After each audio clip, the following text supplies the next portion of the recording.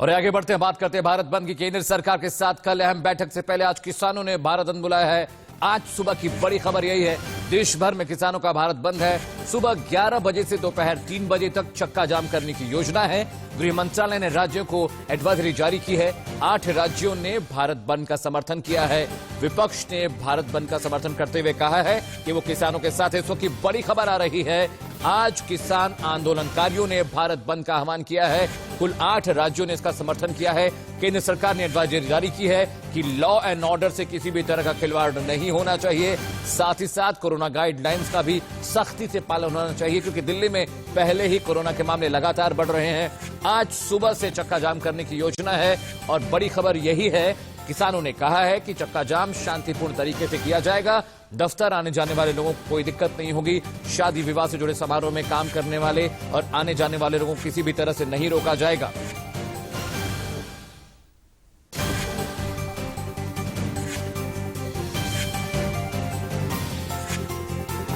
और रुक कर लेते हैं दूसरी बड़ी खबर का। स्वदेशी कोरोना वैक्सीन को लेकर बड़ी खबर है। 2 भारतीय कंपनियों ने DCGI में आवेदन किया है वैक्सीन इमरजेंसी यूज के लिए। कोविशील्ड और कोवैक्सीन के इस्तेमाल की मंजूरी मांगी गई है। सीरम इंस्टीट्यूट और भारत बायोटेक ने वैक्सीन के इमरजेंसी यूज के लिए एप्लीकेशन दी है। मैं आपको बता दूं कि किसी भी तरह की दवा की बिक्री और उसके इस्तेमाल से पहले DCGI को आपको अप्रूवल लेना पड़ता है। उस अप्रूवल के बाद ही आप दवा बेच सकते हैं या बाजार में दवा की खरीदारी की जा सकती है। यह अच्छी खबर इस लिहाज से क्योंकि जिस तरह से कोरोना के मामले देश में बढ़ रहे हैं, वैक्सीन जितनी जल्दी बाजार में आएगी, कोरोना के बढ़ते मामलों पर उतनी जल्दी लगाम लग पाएगी।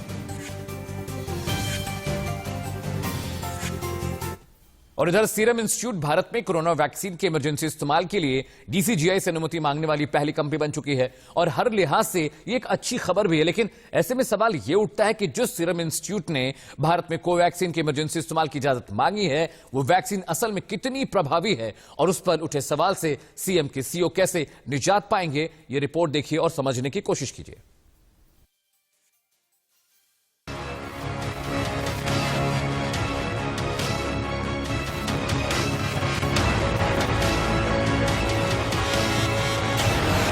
जानलेवा वायरस से लड़ रहे भारत को अब सुरक्षा कवच मिल गया है और ये कर दिखाया है प्रधानमंत्री मोदी ने। मोदी है तो मुमकिन है और यही वजह है कि अब भारत को बहुत जल्द उसकी खुद की देसी वैक्सीन मिलने वाली है, जो बनकर तैयार है। इंतजार है तो बस एक साइन का। पहले फाइजर और अब भारत के बड़े लैब पुणे की सीरम इंस्टीट्यूट ने भारत सरकार और DCGI से कोविशील्ड वैक्सीन के आपातकालीन इस्तेमाल की मंजूरी मांगी है। सीरम इंस्टीट्यूट के इस कदम के साथ वो आवेदन करने वाली पहली स्वदेशी वैक्सीन बन गई है। ICMR के मुताबिक इंस्टीट्यूट इस वैक्सीन की 4 करोड़ खुराक पहले ही बना चुका है और DCGI से स्टोर करने का लाइसेंस भी ले चुका है। सीरम इंस्टीट्यूट ने साफ तौर पर कहा है कि उनके लैब में बन रही वैक्सीन पूरी तरह से सुरक्षित है और इसलिए DCGI इसके इमरजेंसी इस्तेमाल की अनुमति दे। Honorable Prime Minister is extremely knowledgeable now on vaccines and vaccine production. We were amazed with what he already knew.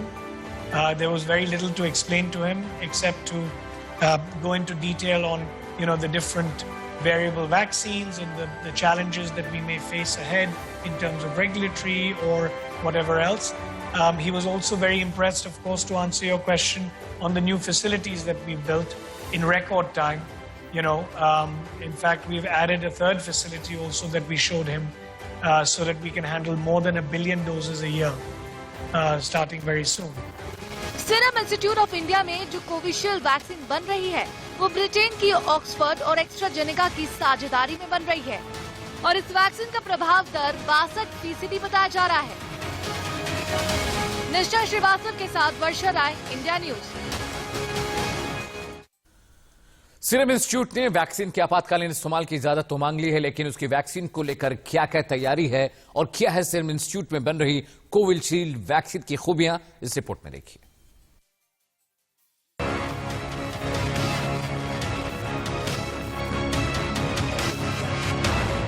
कितनी कारगर है कोविशील्ड वैक्सीन? सीरम इंस्टीट्यूट का दावा है कि कोविशील्ड का टीका लगने के बाद अस्पताल में भर्ती होने की नौबत ही नहीं आएगी, यानी कोरोना हुआ भी तो घर पर ही इलाज हो पाएगा। दूसरा, इससे संक्रमण फैलना भी कम हो जाएगा।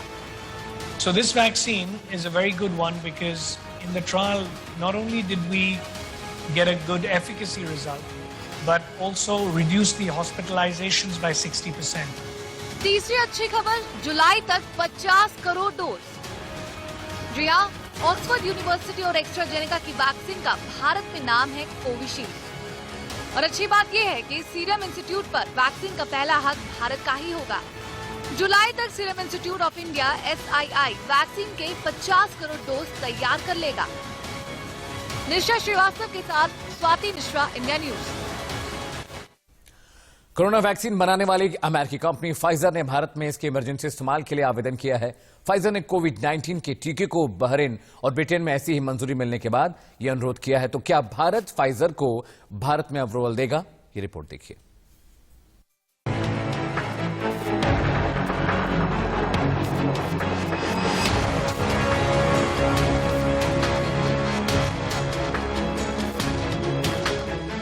महामारी ने पूरी दुनिया में पिछले 1 साल से हाहाकार मचा दिया है।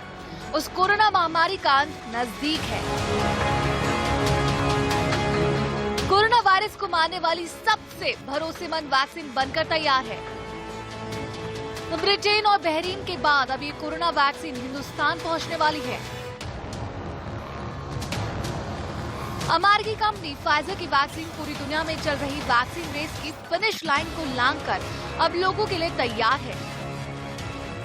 अमेरिका की बड़ी दवा कंपनी फाइजर की इस वैक्सीन को ब्रिटेन और बहरीन में मंजूरी मिल चुकी है और अब कोरोना की इस किलर वैक्सीन को भारत सरकार की मंजूरी का इंतजार है, क्योंकि फाइजर ने भारत सरकार से टीके के आपातकालीन इस्तेमाल की औपचारिक मंजूरी मांगी है। इसका मतलब ये हुआ कि फाइजर अपनी वैक्सीन को भारत के लोगों के लिए मुहैया करवाना चाहता है। फाइजर पहली वैक्सीन है जिसने भारत के DCGI यानी drugs controller general of India से क्लिनिकल ट्रायल से छूट दिए जाने का भी अनुरोध किया है।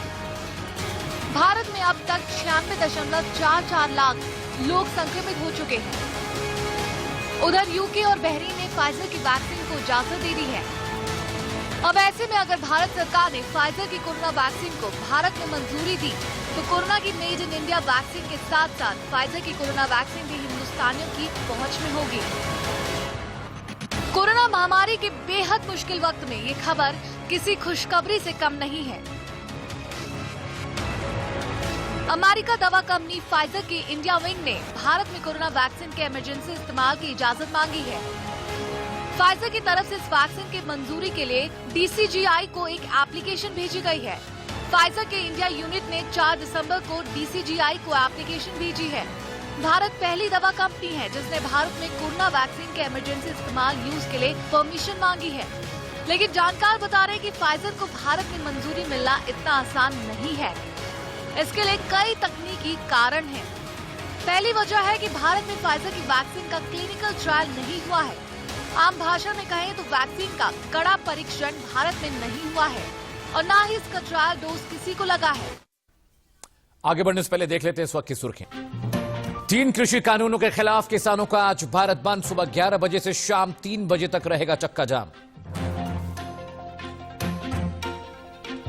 गृह मंत्रालय ने राज्यों को जारी की एडवाइजरी, कहा भारत बंद को देखते हुए पुख्ता करें सुरक्षा व्यवस्था, कोरोना गाइडलाइंस का भी कराएं सख्ती से पालन।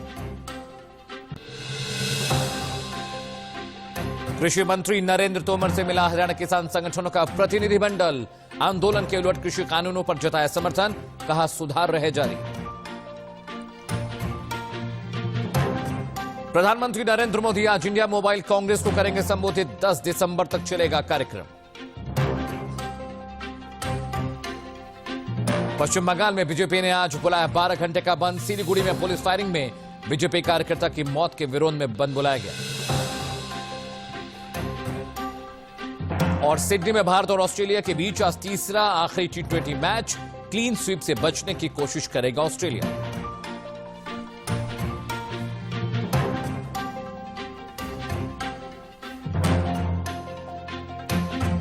आप देख रहे हैं मॉर्निंग प्राइम टाइम। मैं अमित सिंह। आई रुख करते हैं बड़ी खबर का। आज किसानों ने भारत बंद का आह्वान किया। सुबह 11 बजे से दोपहर 3 बजे तक चक्का जाम करने की योजना है।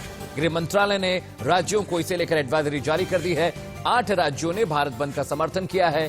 विपक्ष ने भी कहा है कि किसानों के साथ भारत बंद में वो खड़े हैं। 8 राज्यों ने समर्थन किया है और आज सुबह से चक्का जाम करने की योजना है। किसान 3 कृषि कानूनों को वापस लेने की मांग पर अड़े हुए हैं, जिसके विरोध में यह चक्का जाम किया गया है।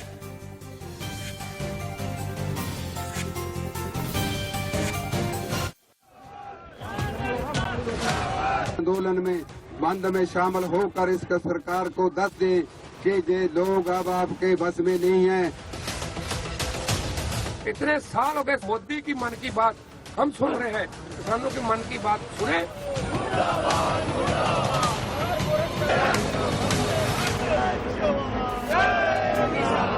बंद सुबह से लेकर शाम तक है। इसमें चक्का जाम जो है दोपहर 3 बजे तक रहेगा। लोग अपनी अपनी सहूलियत के जरिए 11 से 3, 10 से 3 या 3 बजे चक्का जाम खत्म हो जाएगा। बंद पूरे दिन के लिए है। दूध सब्जी वगैरह का भी हमने कॉल दिया है कि नहीं आएगा। अस्पताल के लिए एम्बुलेंस सर्विसेज, शादियों वाले या इस तरह का जो इमरजेंसी सर्विसेज है वो जारी रहेंगी। भारत बंद जो है ये पूरी तरह शांतिपूर्वक है। हमारा कॉल है। कोई जोर जबरदस्ती या कोई चीज करने की हमारे साथियों ने अपील की है कि नहीं होगी। ये देश के अन्नदाता की हुंकार है। ये धरती के पालनहार की ललकार है।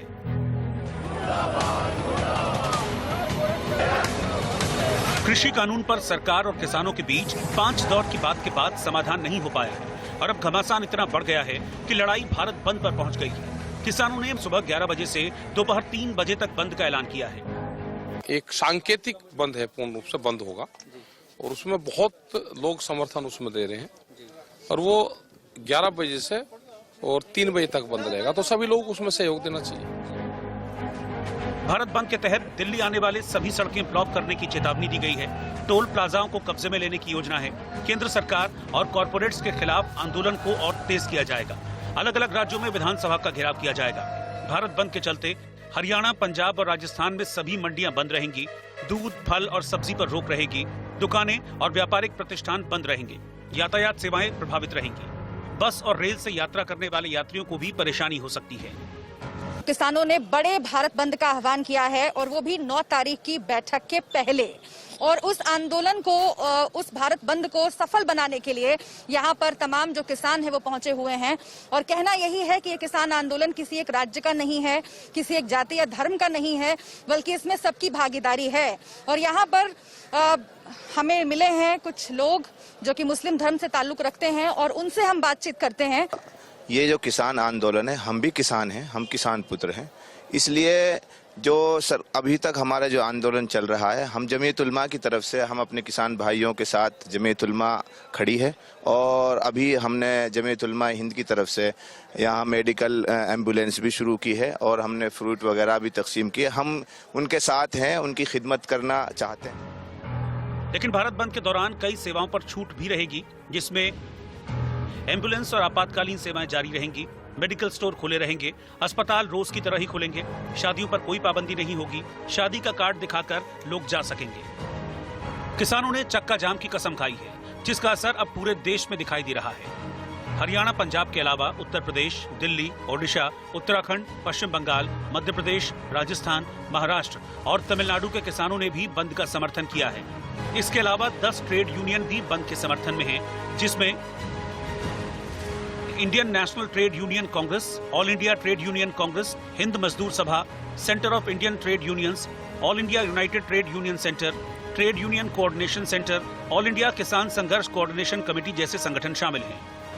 वहीं दिल्ली में कुछ ऑटो और टैक्सी यूनियन ने भी किसानों के भारत बंद को समर्थन दिया है, जिसके चलते यात्रियों को परेशानी हो सकती है।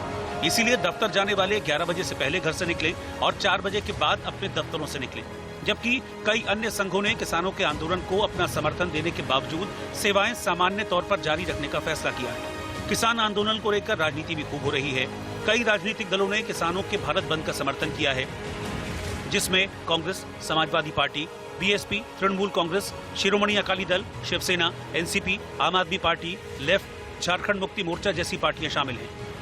कानून अगर बना है और किसान आंदोलन कर रहा है, तो सरकार की जिद किस बात की है? सरकार क्यों जिद पर रुकी हुई है? अगर किसान के पक्ष में कानून नहीं है, किसान ये बात कह रहे हैं, तो सरकार को वो कानून वापस लाने चाहिए। सरकार को पूरे कानून वापस ले लेने चाहिए। और अगर कोई कानून बनाना है तो कम से कम सरकार का ऐसा कानून बने जिससे किसानों की आय दोगुनी हो जाए। आय दोगुनी हो, यही तो भारतीय जनता पार्टी ने कहा। कहाँ पैसे की कमी है? कोई पैसे की कमी तो सरकार पे नहीं है, सरकार की नीयत साफ नहीं है। दरअसल विपक्ष को किसान आंदोलन में खुद के लिए मौका नजर आ रहा है और वो हाथ आए इस मौके को किसी भी हाल में छोड़ना नहीं चाहता। लेकिन बड़ा सवाल ये है कि जो किसान पिछले 12 दिनों से खुद अपनी लड़ाई लड़ रहे हैं, वो अब राजनीतिक दलों को अपना मंच क्यों दे रहे हैं? क्या किसानों का भारत बंद बिना राजनीतिक दलों की मदद के पूरा नहीं हो सकता? Bureau report, India news. और इधर किसान आंदोलन के बीच एक और बड़ी खबर है। कृषि कानूनों के समर्थन में कुछ किसान उतर आए हैं। हरियाणा का किसान प्रतिनिधिमंडल कृषि मंत्री से मिला है और उन्होंने कहा है कि कृषि कानून किसानों के हक में है। आज कृषि कानून के विरोध में जहां भारत बंद है, वहीं हरियाणा का किसान प्रतिनिधिमंडल मिला है कृषि मंत्री से। उन्होंने कहा है कि ये कानून अच्छा है, इसमें सुधार करने की जरूरत है। तो देखिए, जिस तरह से पूरे देश भर में किसान संगठन इसका विरोध कर रहे हैं, वहीं हरियाणा का किसान संगठन इस कानून को सही बता रहा है। उनका ये कहना है कि इसमें सुधार होने चाहिए, ये कानून किसानों के हक में है। और इधर किसानों ने ऐलान किया है कि उनका यह भारत बंद शांतिपूर्ण तरीके से होगा। कोई उग्र प्रदर्शन नहीं होगा, लेकिन प्रशासन अपनी तरफ से कोई कोर कसर नहीं छोड़ना चाहता है। भारत बंद को देखते हुए सुरक्षा के कड़े इंतजाम किए गए हैं। नोएडा में धारा 144 लागू है। प्रशासन की तरफ से एडवाइजरी जारी करते हुए साफ संदेश दिया गया है कि अगर किसी ने कानून को हाथ में लेने की कोशिश की तो सरकार उन पर एक्शन लेगी।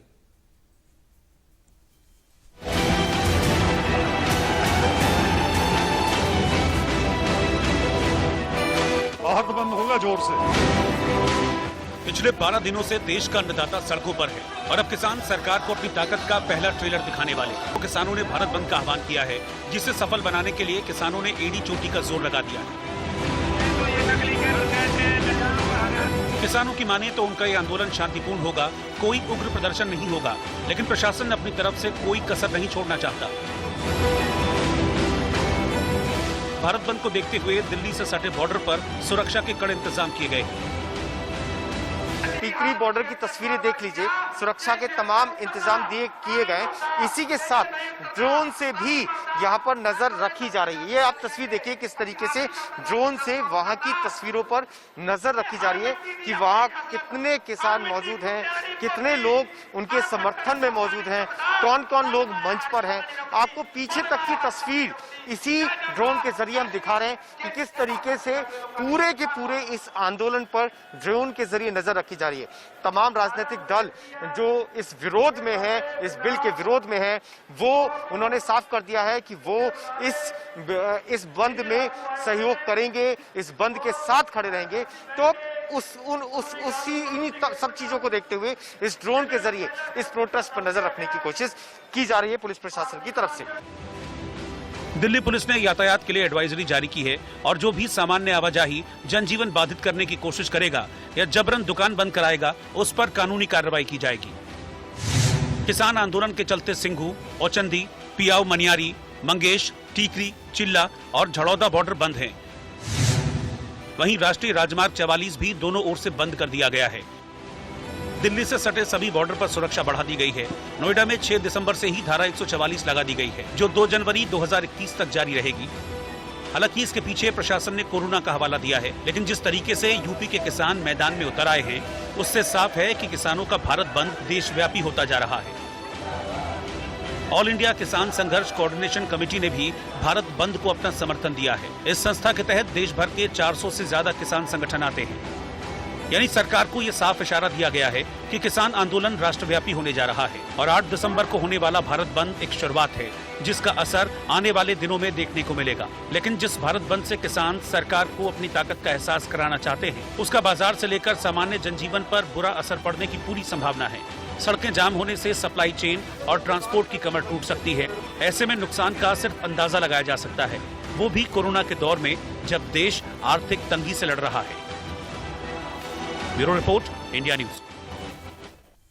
आज भारत बंद है, लेकिन बड़ा सवाल यह है कि भारत बंद के बाद क्या होगा, क्योंकि किसान और सरकार के बीच 5 दौर की बातचीत हो चुकी है और 9 दिसंबर को 6ठे दौर की बातचीत होनी तय है। लेकिन सरकार और किसानों के बीच एक ऐसी दीवार खड़ी हो गई है जो बातचीत से भी नहीं गिर रही, क्योंकि किसानों की सुई कृषि कानून वापस लेने की मांग पर अड़ी हुई है। दूसरी तरफ सरकार साफ कर चुकी है कि वो संशोधन के लिए तो तैयार है, लेकिन कानून किसी कीमत पर वापस नहीं होगा।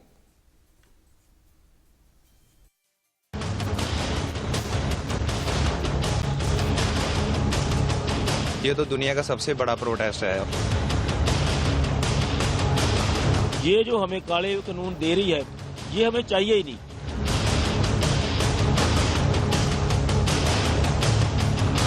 अभी तो नींद आई है, अभी तो नींद आई है। बॉर्डर पर किसान, क्या बंद से निकलेगा समाधान? लोगों को, पूरे अवाम को अपील करना चाहते हैं कि कल को घर से जरूरी काम के बगैर घर से ना निकला जाए।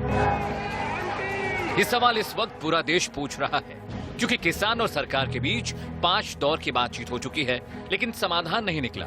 5 दिसंबर को हुई बातचीत में तो किसान और सरकार के बीच ऐसी दीवार खड़ी हो गई कि अब सवाल इस बात पर खड़ा हो गया है कि जब 9 दिसंबर को किसान और सरकार फिर से बातचीत के टेबल पर आमने सामने होंगे तो बात कैसे आगे बढ़ेगी। क्योंकि 5वीं बैठक में किसानों की नाराजगी खुलकर सामने आई थी। सरकार ने किसानों से उन मुद्दों पर हां और ना में जवाब देने को कहा था जिस पर उन्हें आपत्ति है, लेकिन किसानों ने कोई जवाब नहीं दिया। और तो और किसान बैठक में सरकार के दिए खाने से लगातार दूरी बनाते रहे, जबकि सरकार की तरफ से लगातार कोशिश की जा रही है कि कैसे भी बात बन जाए। आग्रह सभी यूनियंस को और किसानों को करना चाहता हूं कि आंदोलन का रास्ता छोड़कर चर्चा के रास्ते पर आए। भारत सरकार कई दौर की चर्चा उनके साथ कर चुकी है और आगे भी समाधान निकालने के लिए चर्चा करने को तैयार। लेकिन किसानों की सुई तीनों कानून वापस लेने से आगे नहीं बढ़ रही है। दूसरी तरफ सरकार साफ कर चुकी है कि वो संशोधन के लिए तैयार है, लेकिन कानून वापस नहीं होगा। और किसान है कि कानून वापस लेने की रट लगाए हुए है। कुछ नहीं भाई साहब, कुछ नहीं, खाली बकवास है। तो 9 तारीख को आप वार्ता के लिए आएंगे? बकवास है, कुछ भी नहीं है यहाँ पे, खाली बकवास है। तो लग रहा है सरकार इस मूड में नहीं है। ना सरकार इस मूड में, ना हम इस मूड में हैं। तो आंदोलन जो है, हम बात करें राष्ट्रव्यापी हड़ताल की बात की गई थी, बंद की बात। हाँ वो होगी। तो 9 तारीख को आप वार्ता में आएंगे आप लोग? 9 तारीख देखते हैं, वहाँ जाके भी राय करेंगे। ऐसे में बड़ा सवाल है कि सरकार और किसानों के बीच का रास्ता आखिर कैसे निकलेगा, क्योंकि बातचीत से दूरी किसी भी समस्या का इलाज नहीं है। और जब सरकार अपनी तरफ से लगातार कोशिश कर रही है तो कुछ प्रयास किसानों को भी करना होगा। Bureau report, India news. India news पर आप देख रहे हैं मॉर्निंग प्राइम टाइम। बीते 13 दिनों से कृषि कानून को लेकर किसानों का आंदोलन जारी है। किसान संगठनों ने सरकार से 2 टूक कह दिया कि कानून वापस लेने तक उनका विरोध जारी रहेगा। मोदी सरकार लगातार इस कानून को लेकर सफाई दे रही है कि इस कानून से किसानों का हित जुड़ा हुआ है। अगर ऐसा है तो किसान इस बात को क्यों नहीं समझ रहे हैं। किसान आंदोलन के बीच केंद्रीय कानून मंत्री रविशंकर प्रसाद ने एक प्रेस कॉन्फ्रेंस की और कहा कि कांग्रेस और विपक्षी जिस कृषि कानून का विरोध कर रहे हैं, कांग्रेस राज में शरद पवार इसे लागू करवाना चाहते थे। कानून मंत्री रविशंकर प्रसाद जब प्रेस कॉन्फ्रेंस के लिए आए तो उनके हाथ में शरद पवार का पुराना खत और कांग्रेस का पुराना मैनिफेस्टो था। तो क्या समझा जाए कि जिस कानून पर इस वक्त कांग्रेस पानी पी पी कर विरोध कर रही है, कभी वो उसे खुद लागू करना चाहती थी? ऐसे में ऐसा कैसे हो सकता है कि जो कानून कांग्रेस राज में सही था वो बीजेपी के शासन में गलत हो गया है?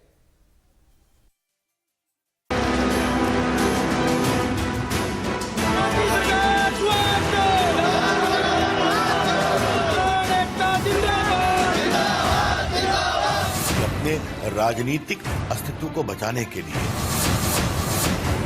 भले ही किसान के नेता आपको नहीं बुलाते हो, लेकिन आप किसी भी सीमा में जाना होता है।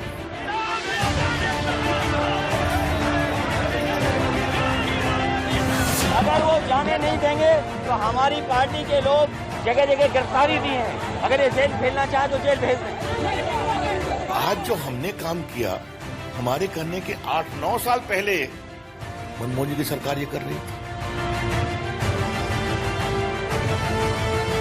उनका पूरा प्लान था कि किसानों को दिल्ली आने देंगे और फिर उनको वहां से पकड़ के उनको स्टेडियम में डाल देंगे और स्टेडियम में पड़े रहेंगे।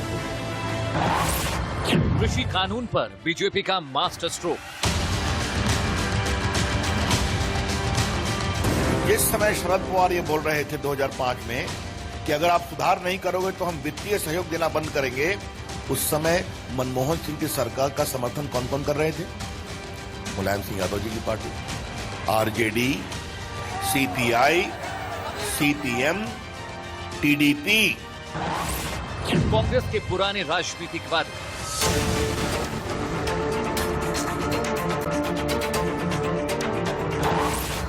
बीजेपी का आज का सियासी सच।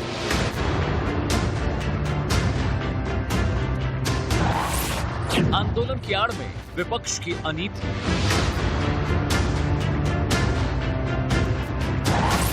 कांग्रेस राज में कानून सही, लेकिन मोदी राज में गलत कैसे? क्या आंदोलन ने दिया विपक्ष को बड़ा मौका?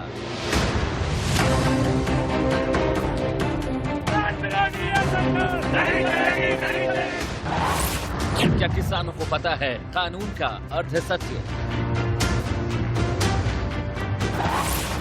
विपक्ष पर बीजेपी की वर्बल स्ट्राइक।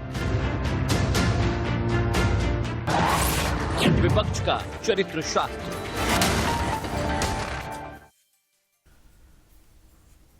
और आगे बढ़ने से पहले देख लेते हैं इस वक्त की सुर्खी।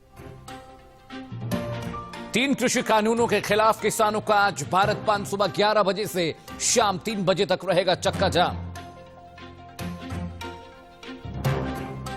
गृह मंत्रालय ने राज्यों को जारी किया एडवाइजरी। कहा भारत बंद को देखते हुए पुख्ता करें सुरक्षा व्यवस्था, कोरोना गाइडलाइंस का भी कराएं सख्ती से पालन। कृषि मंत्री नरेंद्र तोमर से मिला हरियाणा किसान संगठनों का प्रतिनिधिमंडल। आंदोलन के उलट कृषि कानूनों पर जताया समर्थन। कहा सुधार रहे जारी।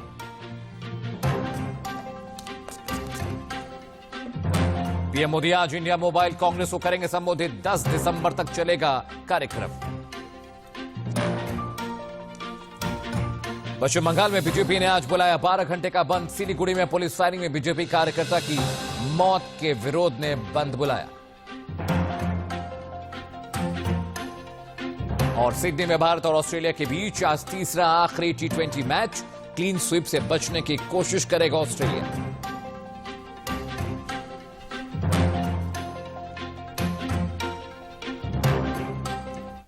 कृषि कानूनों को लेकर तमाम आरोपों और हमलों के बीच केंद्रीय कानून मंत्री रविशंकर प्रसाद ने कांग्रेस और बाकी विपक्षी पार्टियों को आईना दिखाने की कोशिश की है।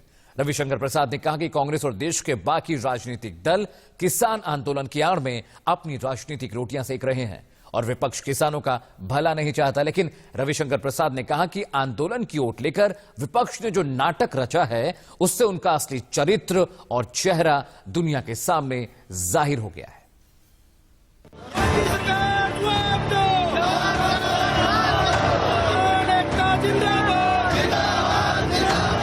पिछले कुछ महीनों से लगातार राहुल गांधी और कांग्रेस पार्टी किसानों की आवाज उठा रहे हैं। कल जो किसानों ने भारत बंद का आह्वान किया है, आम आदमी पार्टी पूरी तरह से उसका समर्थन करती है। समाजवादी पार्टी ने जितनी मंडियां बनाई हैं, जितना समाजवादी पार्टी के लोगों ने काम किया है, भारतीय जनता पार्टी ने सब रोक। अपोजिशन पार्टी के लोग देश का मूड समझें, क्या लोकसभा क्या विधानसभा, इसके बावजूद अगर वो देश का मूड और मिजाज नहीं समझते हैं तो ये उनके ऊपर। किसान आंदोलन के बीच भारतीय जनता पार्टी ने विपक्ष पर वर्बल स्ट्राइक की है।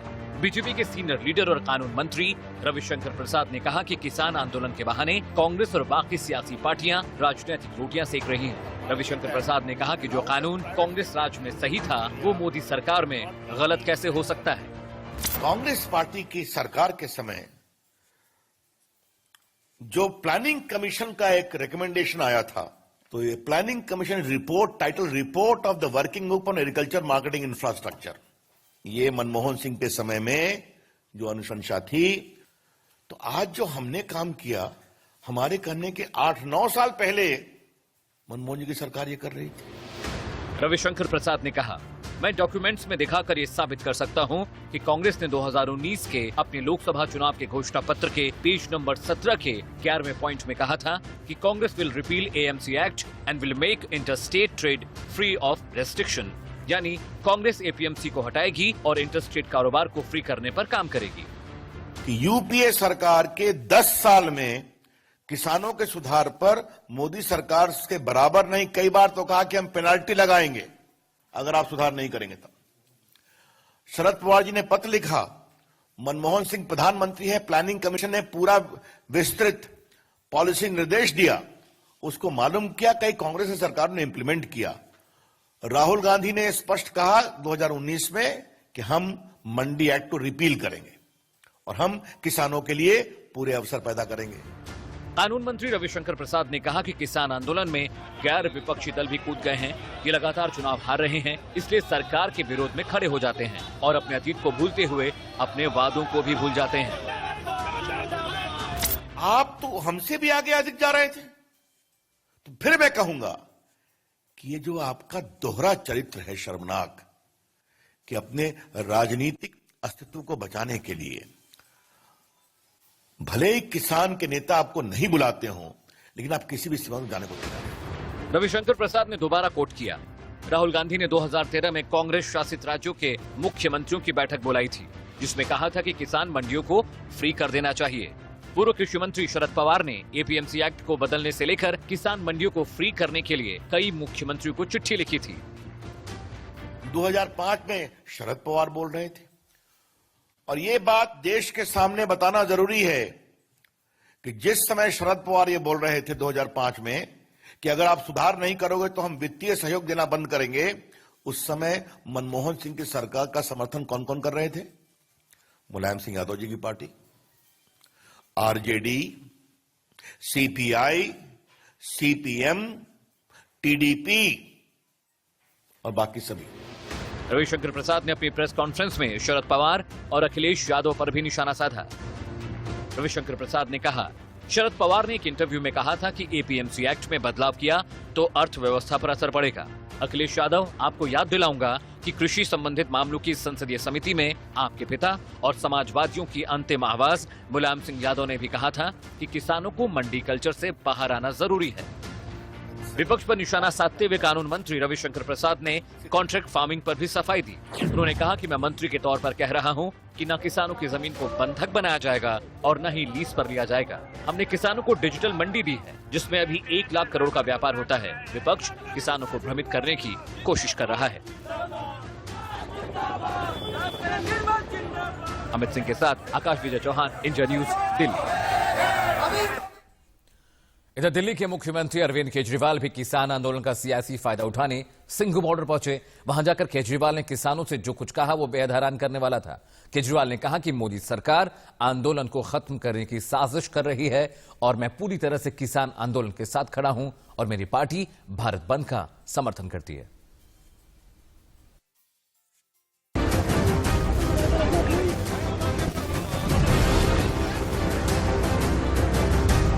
कृषि बिल को लेकर लगातार उग्र होते आंदोलन के बीच दिल्ली के मुख्यमंत्री अरविंद केजरीवाल किसानों के बीच सिंघू बॉर्डर पहुंचे और केंद्र सरकार पर हैरान करने वाला आरोप लगाया। केजरीवाल ने कहा कि केंद्र सरकार आंदोलन को खत्म करने की साजिश रच रही है। मैं पूरी तरह किसान आंदोलन के साथ हूं और आप पार्टी भारत बंद का समर्थन करती है। केंद्र सरकार ने, दिल्ली पुलिस ने हमसे दिल्ली के 9 स्टेडियम जेल बनाने के लिए उन्होंने परमिशन मांगी थी।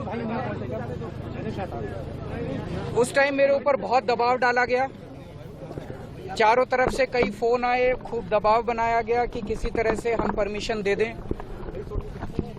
उनका पूरा प्लान था कि किसानों को दिल्ली आने देंगे और फिर उनको वहां से पकड़ के उनको स्टेडियम में डाल देंगे और स्टेडियम में पड़े रहेंगे।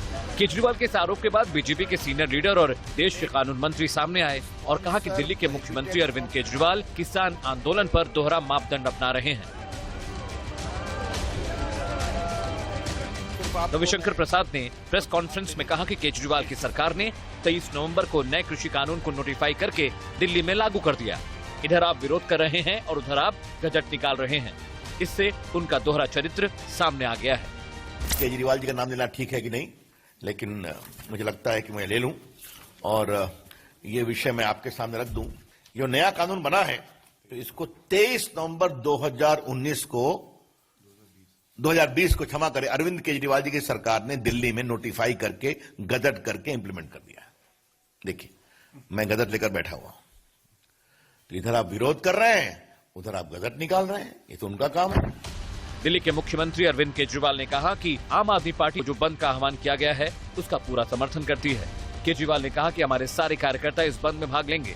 किसानों से बात करते हुए उन्होंने कहा कि उम्मीद करता हूं कि शांतिपूर्ण तरीके से पूरे देश में सब लोग इसमें शामिल होंगे। मैं पूरे देश से अपील करता हूं कि इसका हिस्सा बने। किसानों की सभी मांगों का समर्थन करते हैं। किसानों का मुद्दा और किसानों का जो संघर्ष है वो बिल्कुल जायज है। शुरू से हम पूरी तरह से, मेरी सरकार और हमारी पार्टी किसानों के इस संघर्ष में साथ रहे हैं। कृषि कानून का विरोध कर रहे किसान संगठनों और सरकार के बीच शनिवार को 5वें दौर की बातचीत बेनतीजा रही थी। अगली बैठक अब बुधवार को होनी तय हुई है। बार बार मीटिंगें कर रहे हैं हमारे लीडर के साथ, जो मीटिंगें कर रही हैं ने उनका रिजल्ट कोई नहीं निकलता है। जो कानून एक बार कह दिया हमारे लीडरों ने भी या तो हाँ करो या ना करो, हाँ ना दा पूरा भारत बंद होगा। पंजाब, हरियाणा, उत्तर प्रदेश, मध्य प्रदेश वाले उधर मोर्चे पे हैं। कर्नाटका वाले भाइयों से भी बात हुई। मुझे लग रहा है कि इसका असर पूरे भारत में आपको देखने को मिलेगा। मोदी सरकार की कोशिश है कि कृषि कानूनों पर गतिरोध खत्म किया जा सके। सूत्रों के मुताबिक सरकार जरूरत पड़ने पर कृषि कानूनों के संशोधन के लिए भी तैयार है। हालांकि किसानों का कहना है कि उन्हें संशोधन मंजूर नहीं है और इन कानूनों को जल्द से जल्द खत्म किया जाए। अमित सिंह के साथ आकाश विजय चौहान, इंडिया न्यूज, दिल्ली।